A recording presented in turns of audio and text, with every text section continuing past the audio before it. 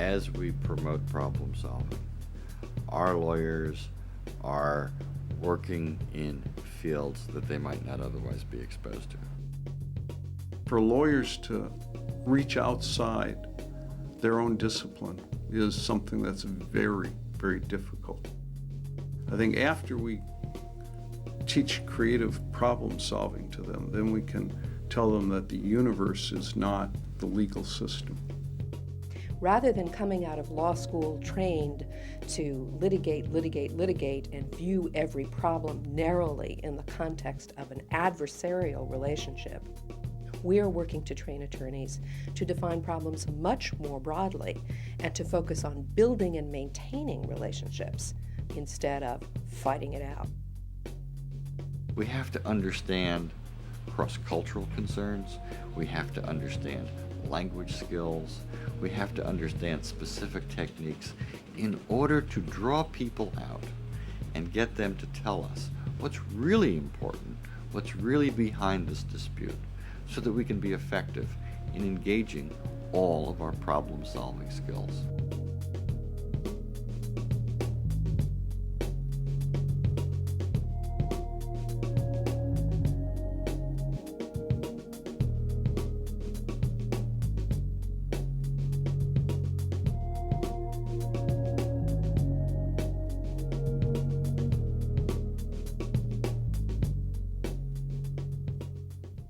We'll have to teach lawyers how to be human. Human in the sense that society is not there for you to make money. Society, you are going to have a role in society, and that role is try to keep the order and try to keep the stability through the rule of law. But that doesn't mean that you're going to make, because you are part of the of those selected for this purpose, that doesn't mean that you're going to make that huge amount of money.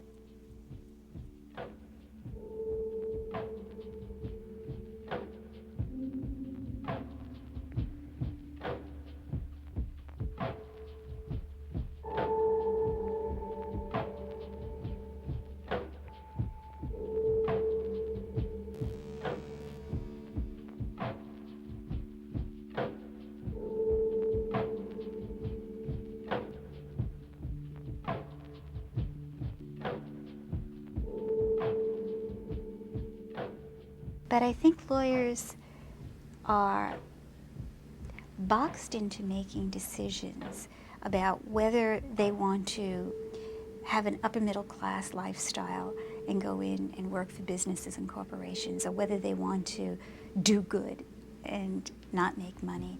And I think that that's an unfortunate dichotomy. You would literally have to change the American legal system. You have to change the legal code so that the reward system for lawyers changed.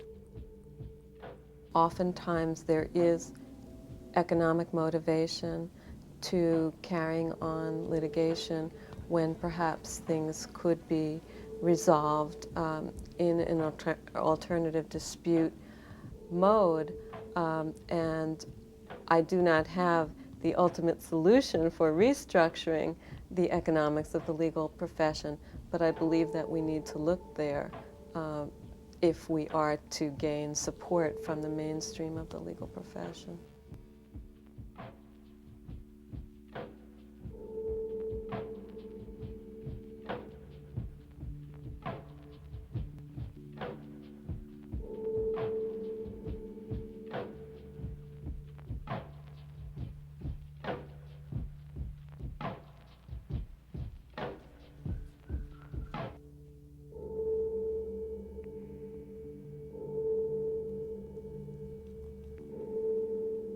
The lawyer in the courtroom is basically a historian.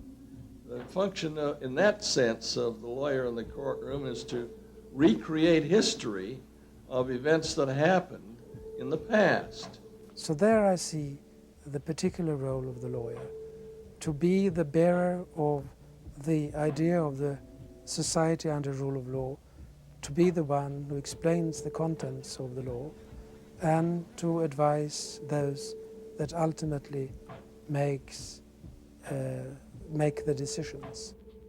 If we cannot be at peace with each other, if we cannot respect human beings in the society, all human beings, then we are bound to repeat history, which is not really flattering all times to humankind.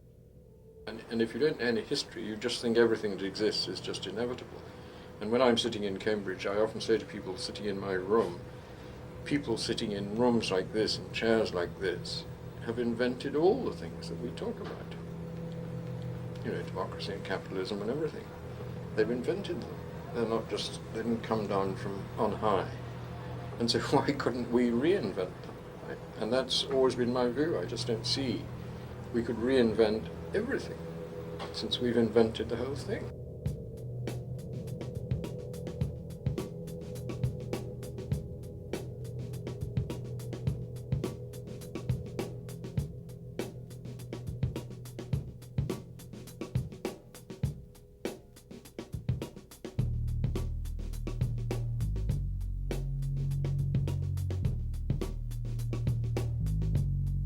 Everything that happens in a legal matter involves storytelling and narrative.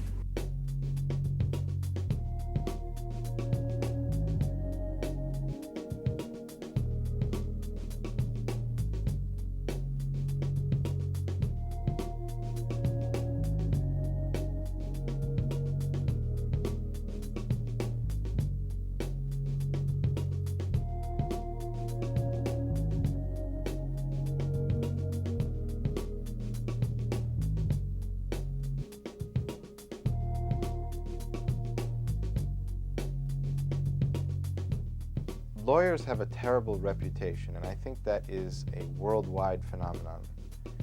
I haven't found a country yet where lawyers are universally liked.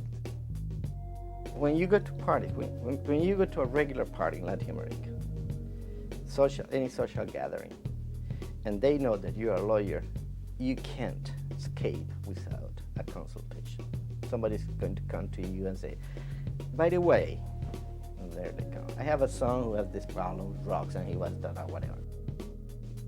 Everywhere you go to a cocktail party, you say you're a lawyer, and if they're not going to ask you for free advice, they're going to tell you their latest lawyer joke. Don't you know that story? The lawyer goes to heaven and St. Peter says, how old are you? And he says, 70. St. Peter says, well, according to your billable hours, you're 150. And I think that all the lawyer jokes reflect that we are not serving the general public, or they wouldn't be so angry at us.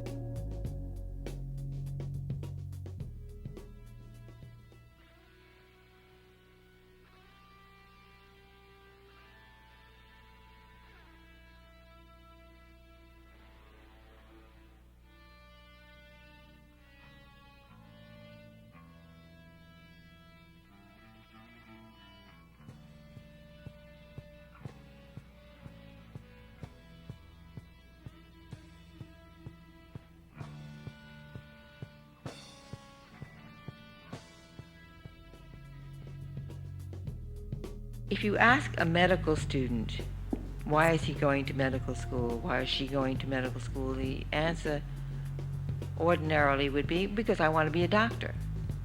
But when you ask law students that question, they kind of hesitate, almost as if they were ashamed to say, I want to be a lawyer. Now, in part that may be because they don't know what they want to do.